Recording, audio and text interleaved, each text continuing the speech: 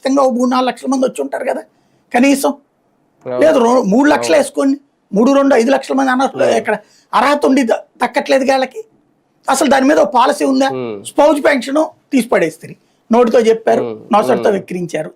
అవును. అట్లాగే ఈ మిగతా పథకాలు నోరు కూడా మెదపరు. పైగా అసలు ఈ ఇవ్వడంతో పండగ చేసుకుంటున్నారు అన్నటువంటి ఒక ప్రచారం చేస్తారు.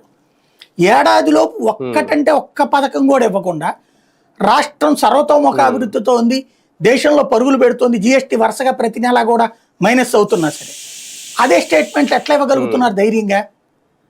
పైగా పవన్ కళ్యాణ్ కూడా రాష్ట్రం బాగుపడిపోయిందని చెప్పేసి సర్టిఫికెట్ ఎట్లిస్తున్నాడు తాజాగా? సంక్షేమం అంతా మానేసి ఉద్యోగాలు ఉంచుతామని పీకేశారు వాలంటీర్లని. అసలు మొత్తం నెగిటివ్ చేస్తూ తామిచ్చిన హామీలో ఒక్కటంటే ఒక్కట దీపంలో ఓడి తప్పించి ఇప్పుడు అన్నదాత సుఖీభావ తప్పించి ఏం అమలు చేశారని చెప్పి రాష్ట్రం సుభిక్షంగా ఉంది.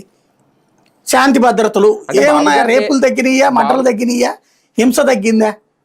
ఇంకా 4 ఎక్కువ దొంగ కేసులు పెట్టుకునేటువంటి పరిస్థితి వచ్చింది.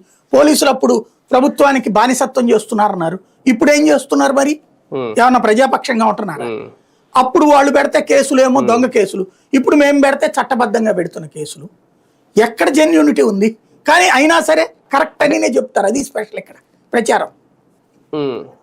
అంటే బాబు గారు నేరుగా చెప్తే నమ్మరని అప్పుడు దీని మీద పవన్ కళ్యాణ్ గారు బొమ్మేసి ఆయన